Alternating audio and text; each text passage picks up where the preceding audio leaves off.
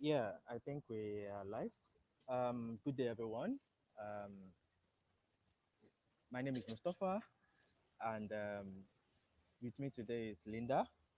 Um, in today's series, we are going to be discussing how to design icons, and who better to talk to us about icon designs if it's not someone who currently specializes in this field. Linda has a lot of interest and expertise in designing stuffs, both engineering wise and product wise. Hello, Linda. Welcome to today's session. Hello, Fi. Thank you for having me. I'm really happy to be Yeah, here. yeah, it's nice to be here. So, I reached out to Linda because she posts lots of exciting icon designs on Twitter and um, and on other places. And primarily, Leader specializes in crafting custom icons and creating engaging digital experiences that help companies, brands, and entrepreneurs achieve their goals. Um, so, Linda, how do we start? Do you want to share your screen? Let's see some of these amazing things that you design and build. Yeah, sure. I'll share my screen. Just give me a moment.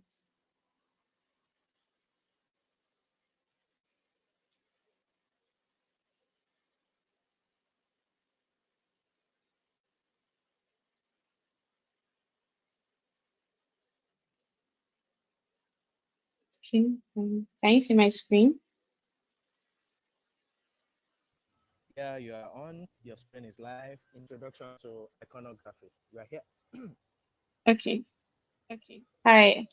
I just realized my picture wasn't switched on. So okay. Hi everyone. Um, like Profile said, my name is Linda. I haven't changed my name in the past 2 minutes. This is a new record, and I am an introduction.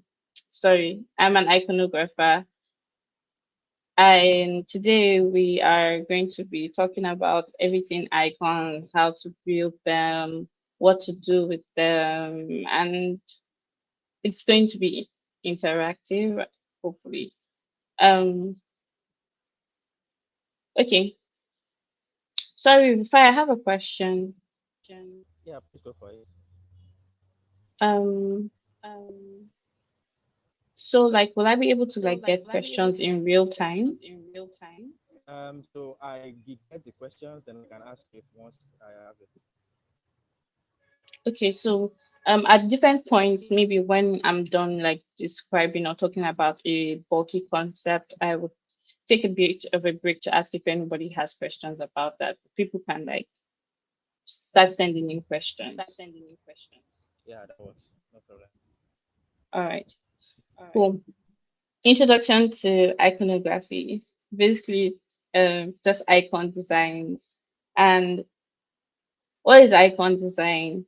Icons are like if you go on into the wild, icons are referred to with different names. Some people call them logos, some people call them illustrations, images, different things, and it's really easy to like blur the lines to not really know what is what. But from this really complex Venn diagram, we can see that icon design is a blend of illustration and product design. And I think like you could see them in the icons that you see online. Some icons are really formal and strict and like more modern and minimalistic, like these ones that I have here. And that feels more like product design. But then you could have icons that um how will I put it, look more like illustrations and have graphics and could have shadows and textures. But all of them are icons. Icons is just a blend of illustration and product design. And you could shift from one end of the spectrum to another depending on the needs of what you're building. So, what is an icon? Or should I say, who is an icon? To me, first off, icons are Chimamanda, Beyonce, Serena.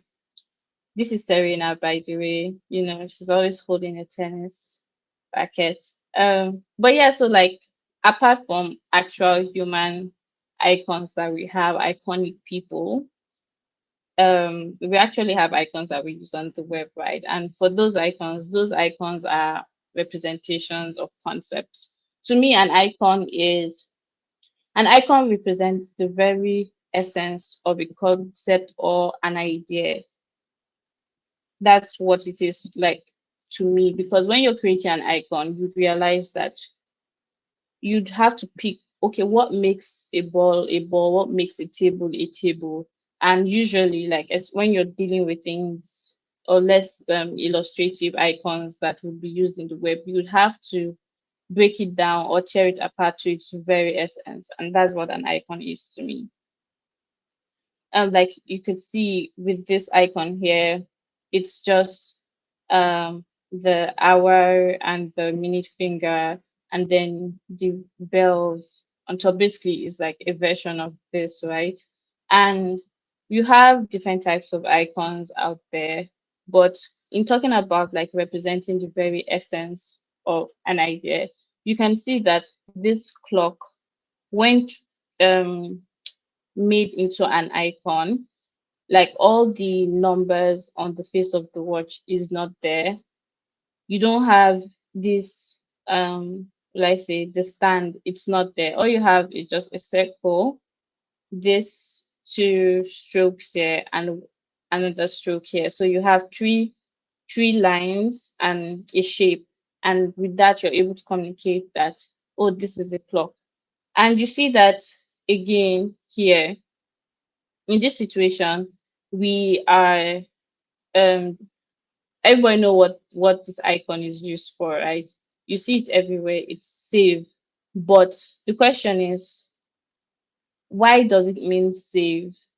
Sometimes like you have things like universal icons that they've been used or they are so well known to communicate an idea that it's no longer being questioned. And sometimes we might even forget the very source of the meaning of the icon. So this save icon that we see a lot actually represents the floppy disk.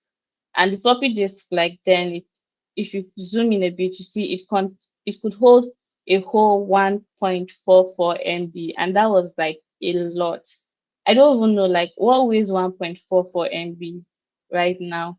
I know images are heavier than that, PDFs are heavier than that. I can't even think of a file that would normally fall between 2 MB. Like even just streaming a single song is more than 1.44 MB, but just show you like how much time and evolution has happened in technology to show that the whole concept before you could say, oh, if you want to save anything, you can use the floppy disk, and that's why it was used. But now, like this, in real sense, if the save icon was created here and today, you would not want to use the floppy disk. Maybe I don't know, you would, how would you create a server house? I don't know what it's like. You maybe you'd use a server house illustration instead to communicate the concept of saving. But this just shows you that with icons, you're not trying to recreate the wheel. You know, we have things like universal icons that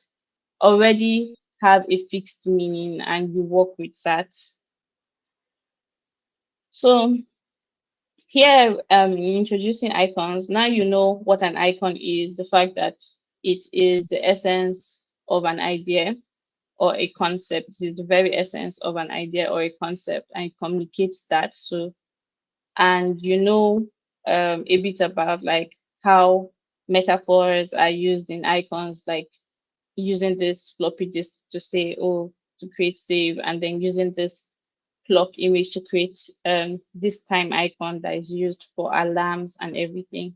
So now we're going into the principles of icon design.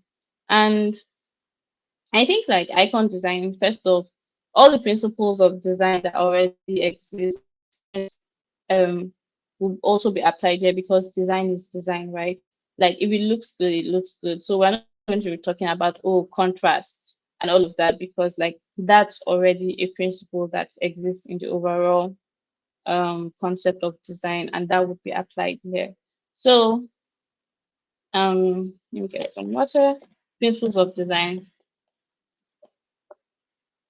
Before I get into it, like usually an icon like would match, like it would make sense, right? But in this situation, like I have this icon set that I made for like an Olympic pictogram concept. I'm just trying to tell you that like I'm just showing you different icons, but it's not. And though these icons like these principles are applied in these icons, don't think that alignment, like this horse has nothing to do with alignment. This water has nothing to do with clarity. Maybe you say water is clear, so clarity, but I'm just trying to tell you that don't try to make direct sense between these icons that I am showing here and these titles here. Think of it more from the design point of view, and then that would make more sense. Okay. So alignment.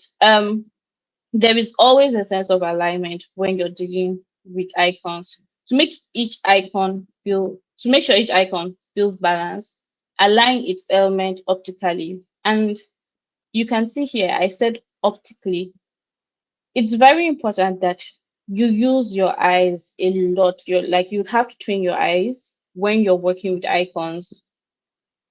You have to eyeball a lot of things. Like you have key lines and grids, which I'm going to show you later on. But because of when you're dealing with icons, you might have to deal with a blend of different shapes, and then you would have to know that okay, a circle and let's say a triangle, if you want if you want the point of a triangle and a circle to seem aligned, you're not going to like use an actual ruler in like Figma to align them. You know that because of visual alignment, you might have to bring down the triangle a bit low to make it optically aligned. But I'll show you guys like when we jump into Figma. So just make sure that they are aligned and everything feels balanced. Next is clarity. An icon's primary goal is to communicate a concept quickly, like, and it has to be clear. And you can see in this icon here, Rufai, can you guess what this icon is trying to communicate? This particular one. Swim, like if you're swimming, jumping into the E- water. Exactly. So it's really clear that someone is going into the water, even though like with the water, I'm not like I didn't write water, I didn't write H2O, but you can see that okay, waves tend to be used to represent water. Is really clear. Even if you've not figured out what this person is doing, when you see the waves, you can think, oh, this has something to do with water. The person is probably swimming. Because if I was to take away the water and you're just to like see this person like this, it's not clear that the person is swimming. Is the icon If the icon was just this, you'd probably think, oh, maybe the person is bending down to pick something, maybe they are stretching, maybe it's I don't know. I don't know what to say. It looks like Yeah, you may this. not even think it's a person until Exactly. You might not even think it's a person. And when you see it like this, and then you can say, oh, it's probably a person, right? And next you have brevity. So an idea expressed well in just a few words feels elegant and efficient. Take this statement. Like for instance, now the statement that I forgot to write apparently is like think of what's the word? Idioms, right? Idioms like when you'd say, oh, what an elder can see sitting down, a child can see on top of the mountain, instead of like saying, oh, an old person would always know more because they have a lot of experience than, and the young person is too young, they'll think they know what they are doing, but they don't. It's like that whole clinical explanation is simply just said in that idiom, And so I also love to think of icons as idioms because they are really brief. Like I want to talk, I want to communicate a person playing tennis, and I just used one, two, let's say this is a shape and this is a stroke. So like three strokes and a shape. But obviously, like this concept of being really brief also is not like with illustrations or icons that tend more to look like illustrations. You're not trying to be as brief as possible. You get maybe you won't be as brief as I am here, but brevity is just like using trying to communicate the meaning of a concept with really few words. So that's what it basically means. And then consistency. You have to make sure each icon feels balanced. Oh gosh, I've looked through my this thing a bit more. I was kind of in a rush. But basically, like with consistency, you have to make sure that each icon looks like every other icon. And in this situation, you can tell that these icons, like when you see the different humans, you can say, oh, they are probably sisters or brothers or part of the same tribe, because they all kind of have the same human form. And something that I really loved that I did was like with the hairstyle. It's like they're all in one secondary school and everybody must do chuku. So they're all doing chuku, and that way you can easily tell that, oh, okay, they are related. This makes sense. So you have to be consistent with the styles that you use. And if you're designing actual icons that you use in the web, probably the icons that you're going to use on your desktop or mobile app will not have someone that is using Chuku or something. But generally, you might think of, oh, what is the thickness of the stroke? Let each stroke. I'm on live and my video is on.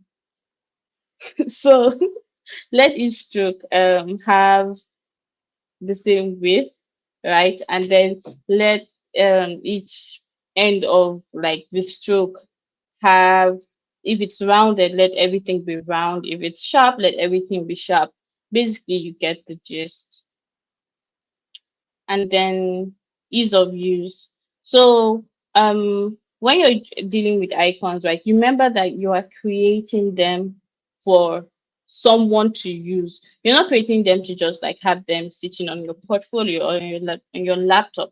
They're actually going to be used in different mediums. Like some of them would be printed, some of them would be engraved, some of them would be used on the web, some of them would be used like in social media posts and everything. So you have to make sure that the icons you're creating, even though it's really easy to like focus a lot on the visual aspect, you have to think of the technicality and say, okay, does does my icon do they does it work well in every situation?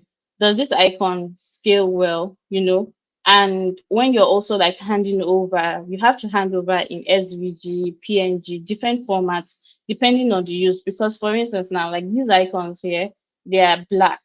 But even I won't want a client to always like call me whenever they want to like change the color of the icons or something, right? Like if they decide to rebrand and still use the same icons, it doesn't mean they have to like interact with me. Basically, like make sure that your icons can be used and um can be easily manipulated when needed by the client. And by manipulated, I just mean like changing the colors, scaling, and all of that, not like actually moving or changing the shapes of the vectors. That's not what I mean. And next is personality. Every icon set has a flavor, right? I don't know if I was to give this particular icon set a flavor. I don't know what flavor I will give to it. It's definitely African, right? Like that's the vibe that I was going for. But I don't know. I was thinking like of like a meal. Jollof rice is so cliche, but maybe I'll say goat meat or something. But generally, each icon set has a flavor that it should ignite an emotion in the user. So you could see icons that could be like chunky.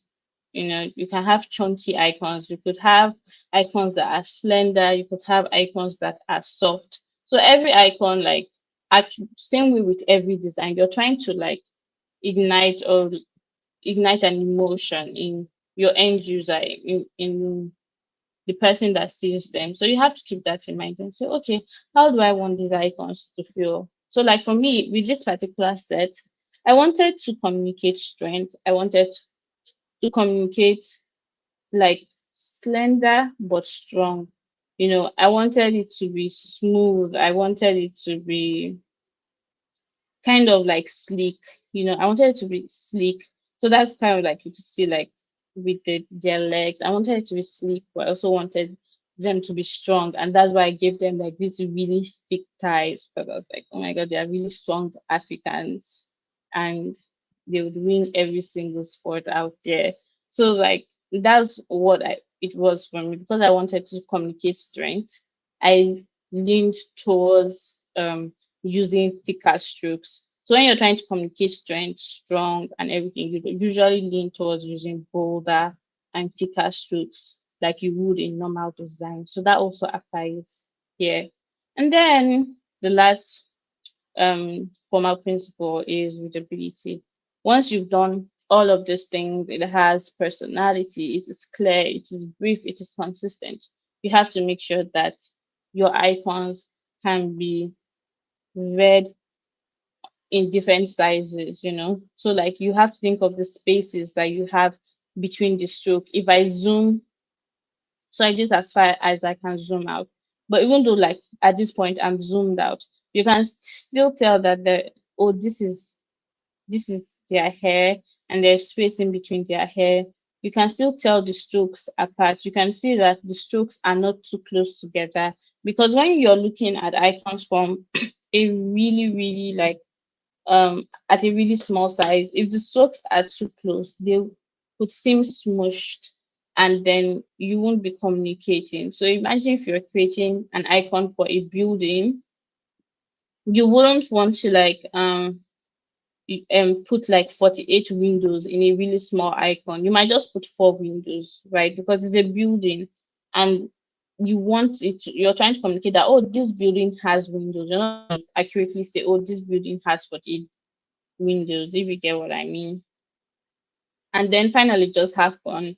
At the core, you have to like have fun, and that's why this person is having fun, I guess. Well, this is what fun is like to this particular icon. But yeah, so you should have fun and like enjoy the process, and don't take it too serious at the end, right? Like, it's life. So before I go into the basic icon types, like I, whenever I'm talking about these principles, I always have to like talk a lot. So do you have any questions about the principles, or let's just put some questions now? I want us to design icons for about 20 minutes, so I think we're on time. Um, Yeah. So like, there was a part you were talking about the what's it called, floppy disk. Then it's becoming the save icon, right? And then you were asking um, what other um, universal icon can we use as a save icon? So here I was thinking, looking at like save stuff that have been used to save data over time, like that round black disco player. Would that have mm, worked in this kind of scenario? hmm, it could, but in this case, I feel like there would be an argument that that round disco player is strongly associated with music. So Okay. maybe maybe you had a music app, and then Okay. you're able to like save songs or something. I could think like maybe if there was like maybe a folder, like a box with the disco, let's say the disc in it, like so you could say, oh, put different discs in a box. That's where you say, oh, maybe save songs. But do you get what I'm trying to say? That's maybe in a context that could work, but I feel like that round disc is strongly associated with music, because it's still being used for music today. You get, but like with this one, I don't think people even use floppy disk again. So yeah, That makes sense. yeah. Do we have any questions from the chat or audience? No, not yet. I think we can proceed. Okay, so yeah, so like icons, right? What are the basic type of icons? For me, like there are a lot of icons out there. But with all the different types of icons, I think they can all be squished into three different types, and that's outline, solid, and color. When you go deeper into it, you could have things like 3D, gradient, and all of that. But at the core, they are usually like a blend of any of these three. So maybe I would not even call this basic types. Maybe I'll say the basic attributes of icons. So icons usually like they have outlines. So this is an outline icon, and that's when you're using strictly strokes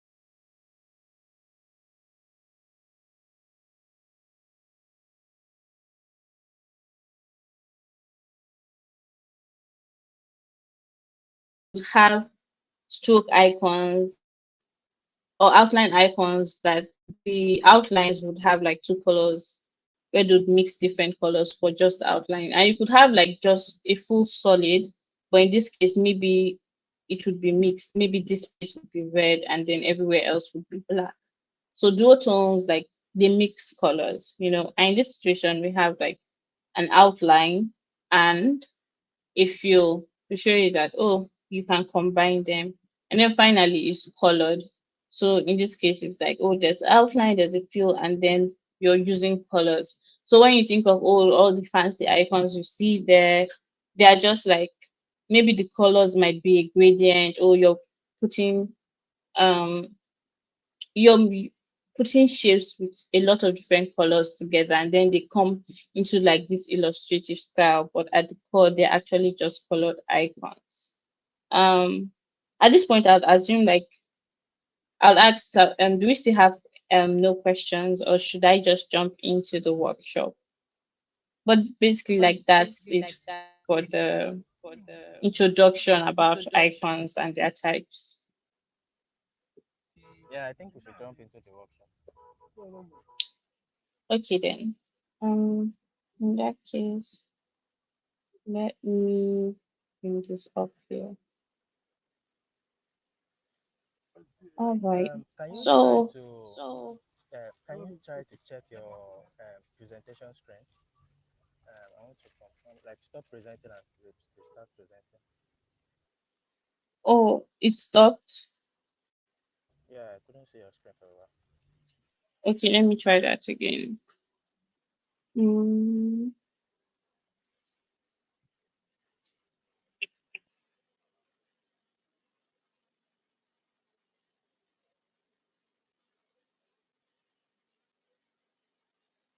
can you see it now?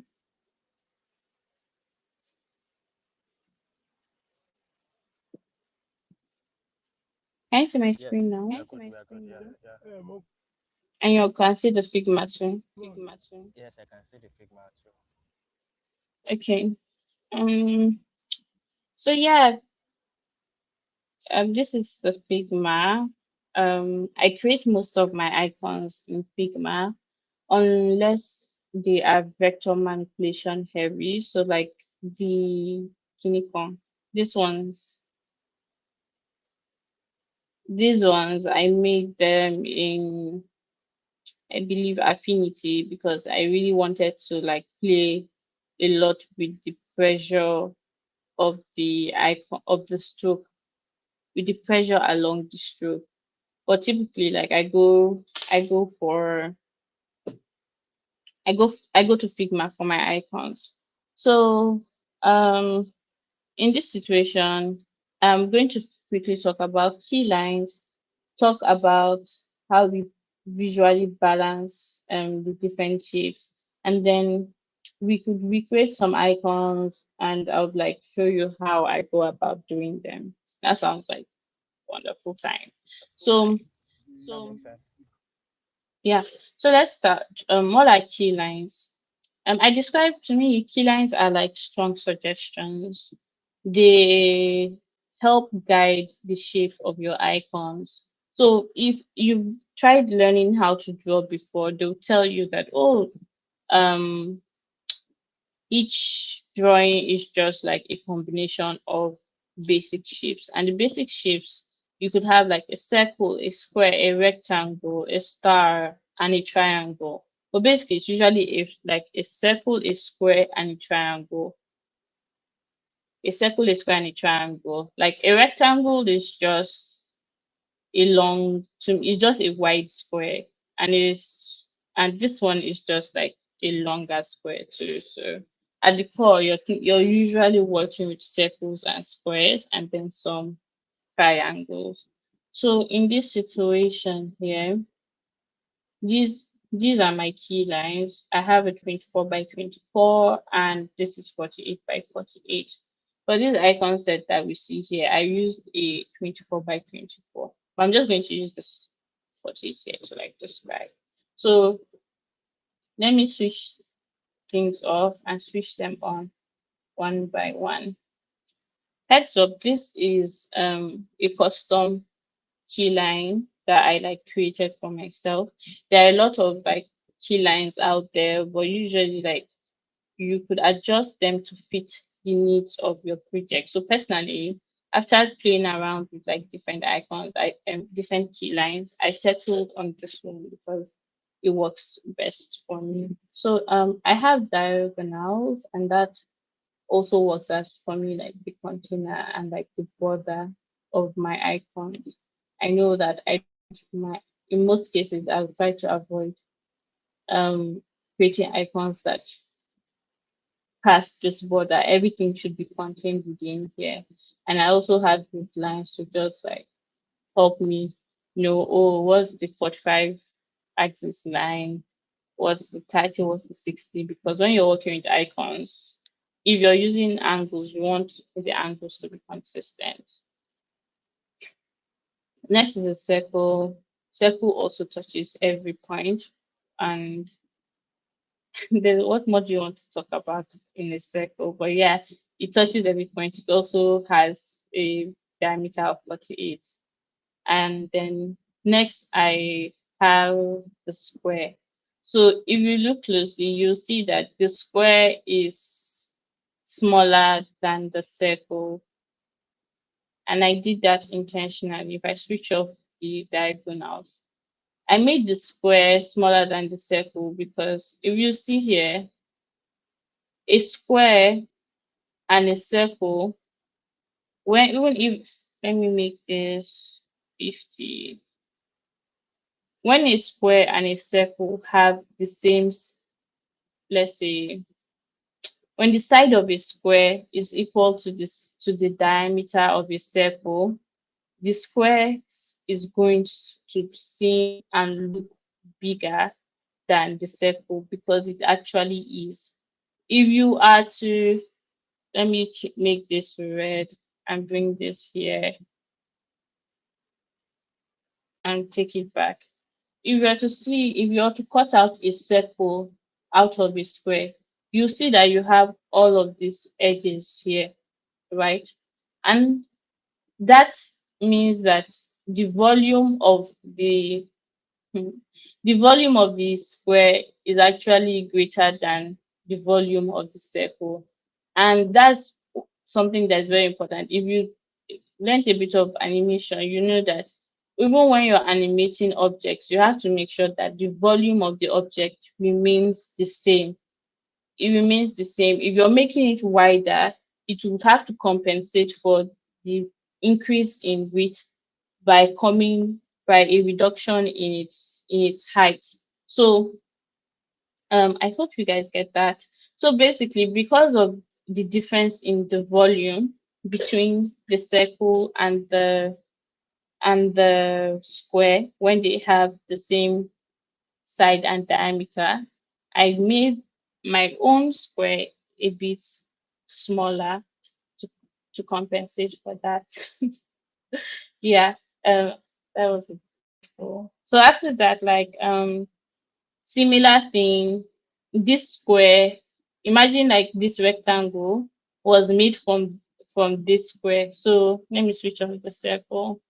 If the rectangle was made from this square, to maintain the volume, because there is an increase in the height of the rectangle, it has to compensate by becoming thinner along the x-axis. That way, I can confidently say that, okay, this square and this rectangle have the same um volume, and that's important.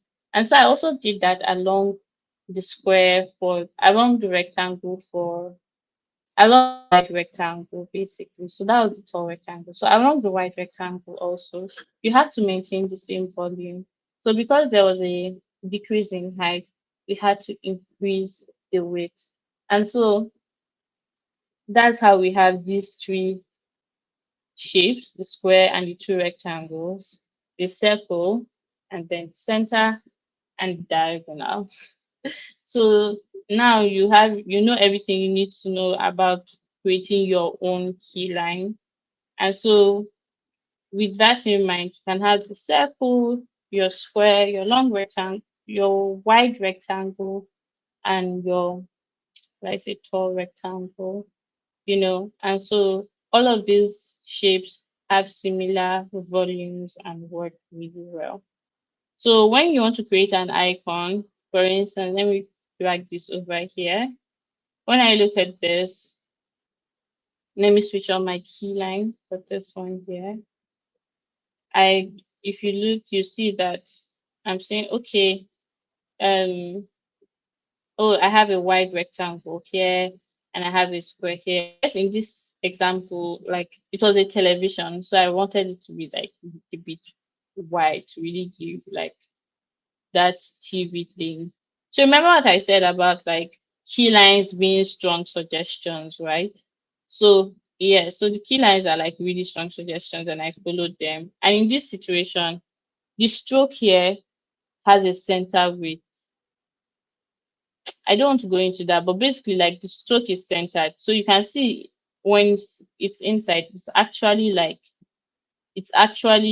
within the boundary. But in this situation, like with the space I wanted and everything, I decided to make it make it centered. But this should be a good example for you guys. So like with this washer here, yeah, with this washer, it uses the log rectangle.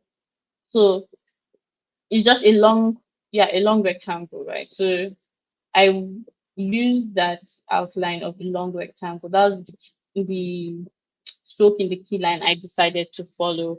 And that's just what like is repeated again, here and here, again and again.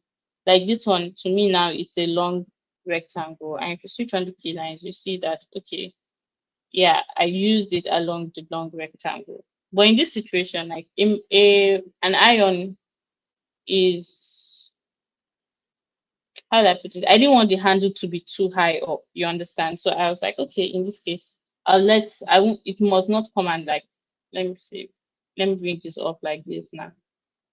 and switch off the key lines. You see how it looks like less like an iron when the handle goes all the way up. You understand? So those are some things that like you need to consider when I'm talking about visual it being optically aligned, not just to the key lines, but also to the object that you're trying to imitate.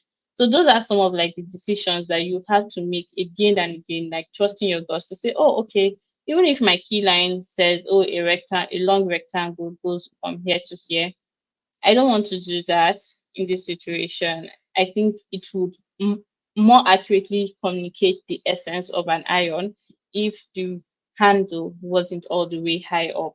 Understand? And I don't have much to talk about this tissue, but I just really like the tissue. Another tissue, guys.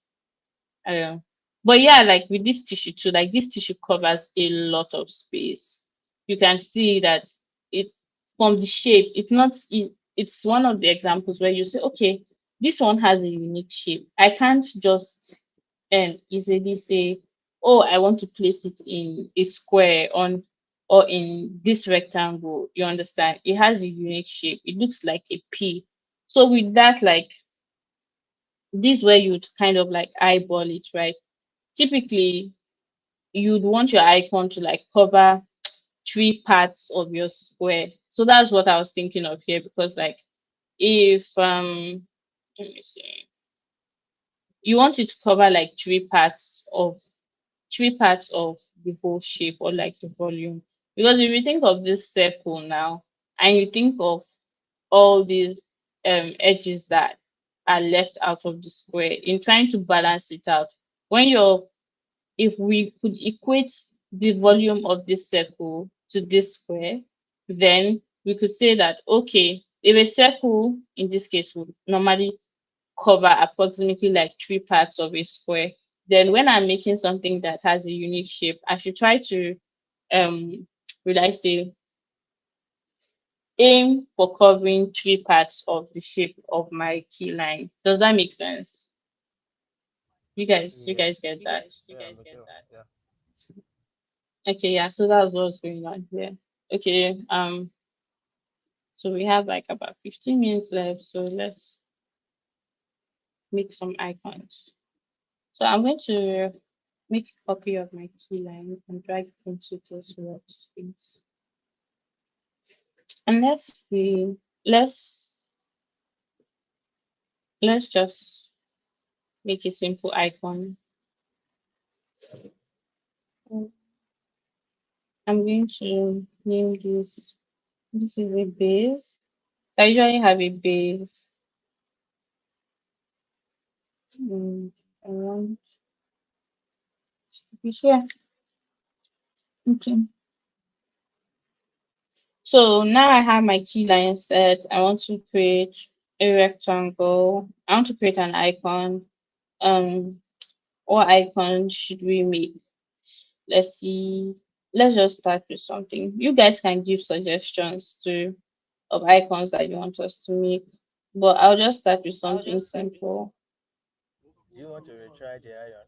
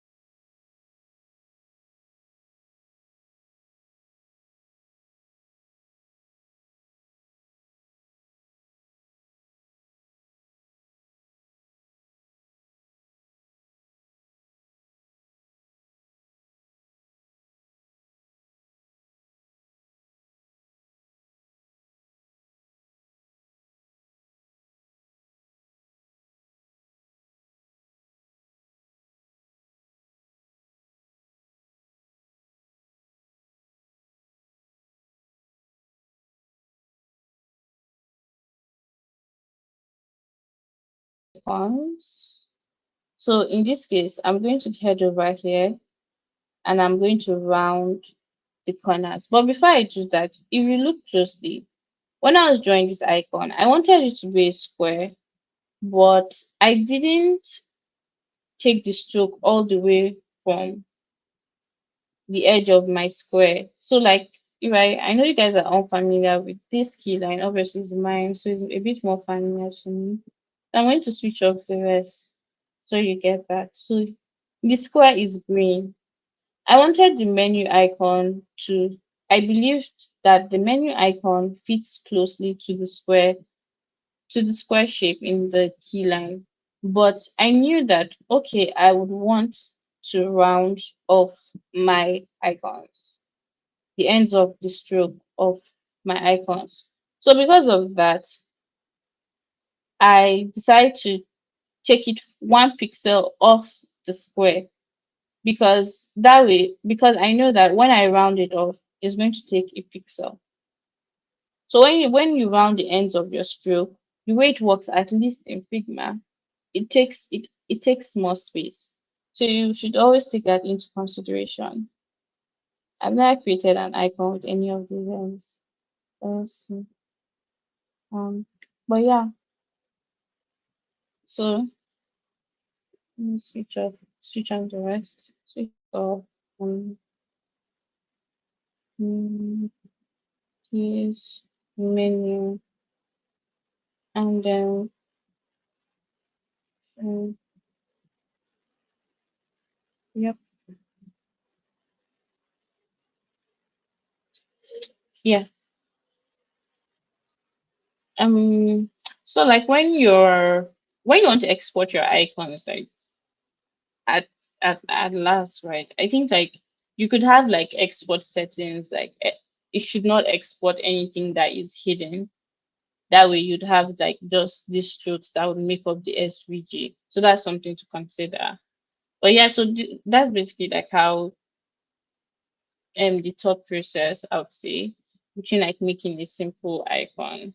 Then let me see. Any ideas on what we should make next? Next, since I chose the first one. Let's see.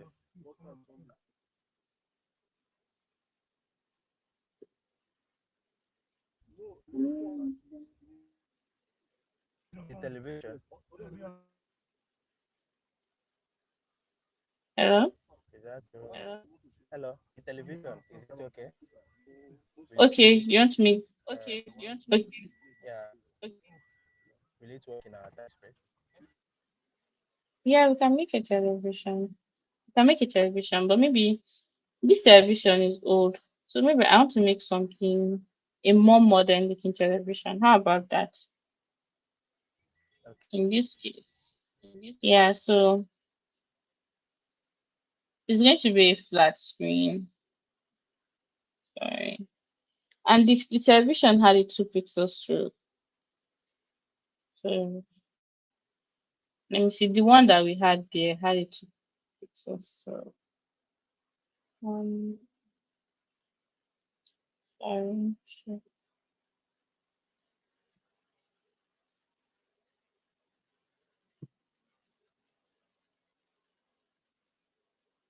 Mhm.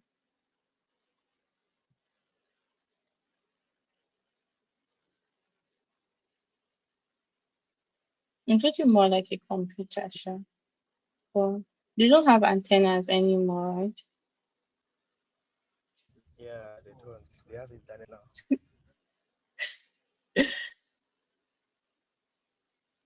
I'm trying to think of like I'm not a TV person like that, but I'm trying to think of what they look like.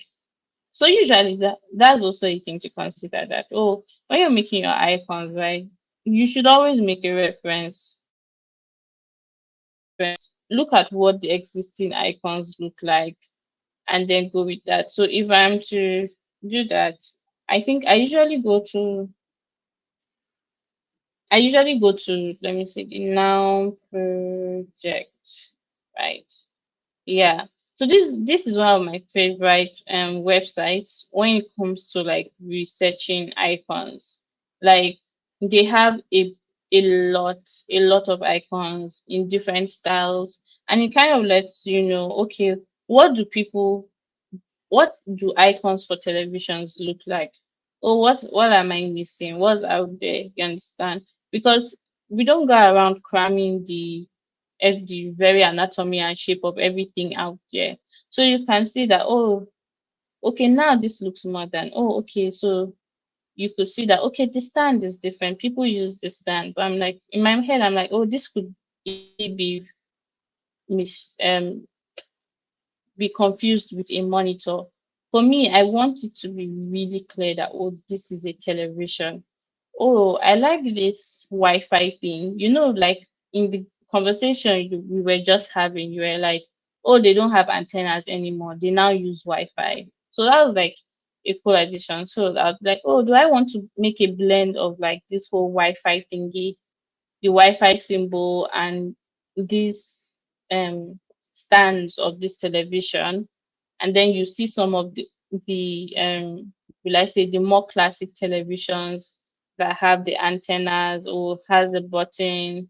Like I don't know, they're always putting all the buttons of the televisions at the back right now. You won't even see the buttons facing you directly, you know. So this is just an example of like a really good site where you can just get your icons.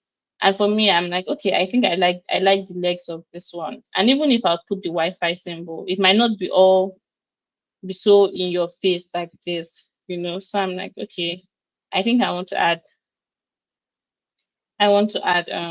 some legs. And here I'd be like, okay, so luckily for me, I have these diagonals that go across. So I've already duplicated this. And in this situation, sorry, I just assume that you guys are even familiar like with the whole pencil. But basically, I use shapes and draw strokes with the pencil. I guess like I probably was using the shortcut, but this in Figma you have your pencil and your pencil, and then you have your shapes here. So when creating this, I could have like created it with the shape, but I just decided to create it with the pencil so you could see how the so that you could see the very points that I was clicking. You understand? So with this one here, this vector here, if I want to add more points, I want to edit the object, I can do it two ways. I could either click on this edit object here, and now I can see the nodes. And if I want, with the pen tool, Figma suggests new nodes for me to create, and I can simply create new nodes. I've noticed it suggests the new node in between, like in the middle between two nodes. So it suggests the middle point between two nodes. So if I want, like I can do this, and when I do that, I can now move the nodes around.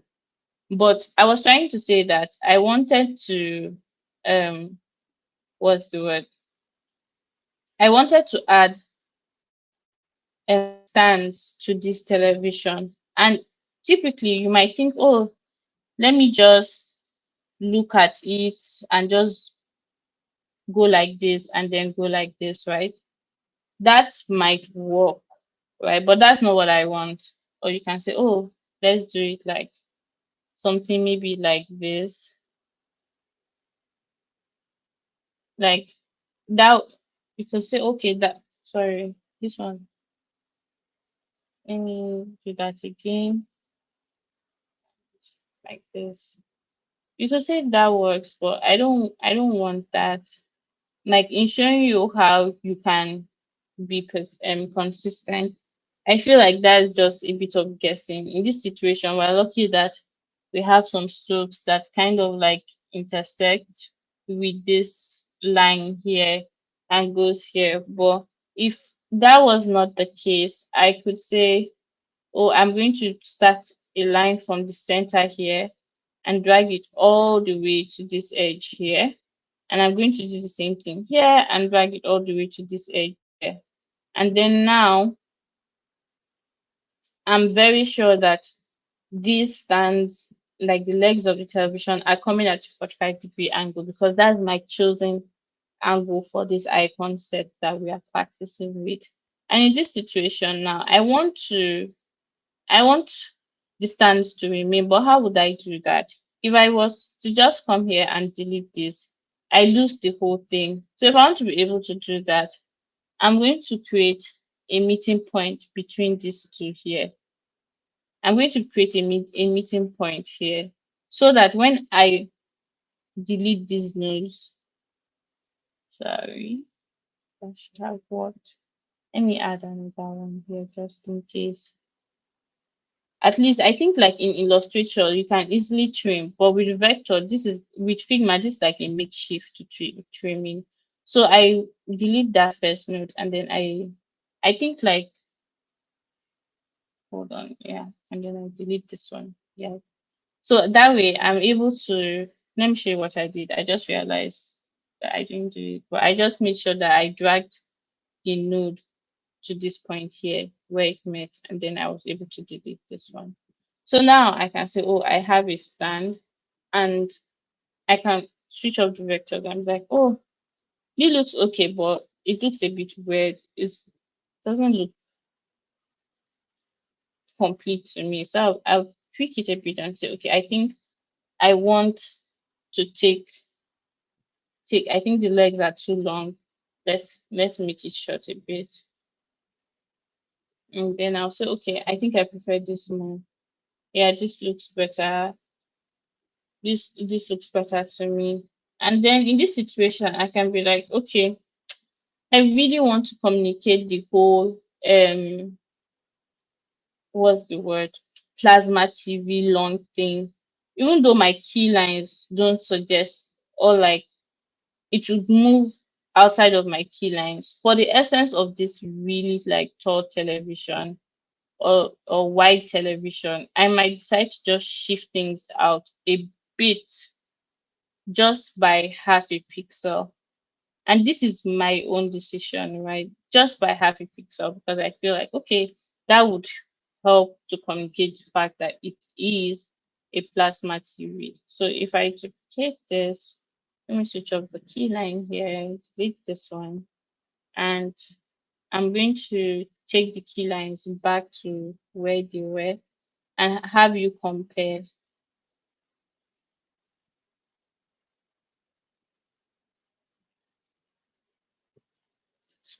Use You can now see that just that zero point 0.5 pixel actually makes a huge difference. You can see that, okay, this looks this looks like an okay TV, but this looks like a way bigger TV, because like when you're working with icons, every single pixel, like zero point 0.5 pixel in the icon world was like maybe 10 inches in real life. You get, like when it comes to like the TV or monitor. So those are like some of the ways like we work with things and tweak things around, you know. And yeah, so it's already 5 o'clock. But basically, like I think you guys got the gist on how to create icons and how to like make decisions and how to basically the thinking behind the creating of the icons. So but like I think my name on the meeting, let me see, is the same with my Twitter handle. So you can always like reach me via Linda Ojo underscore on Twitter. If you have any questions, you can reach me there. And I'm going to share I'm going to share a resource that I have on Twitter that is basically like an introduction to icons. I curate a Yeah, lot. I curated all of, learning resources and some things like that. yeah. So for icons there, and you should check it out because I update them from time to time. That And makes sense. with that, you definitely be set.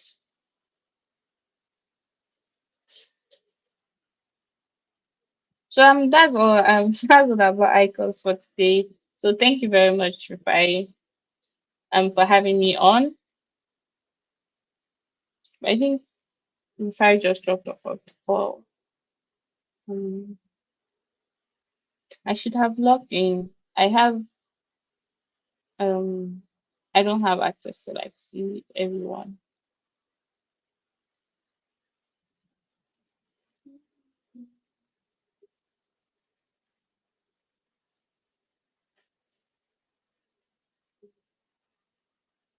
Sorry, I was locked out.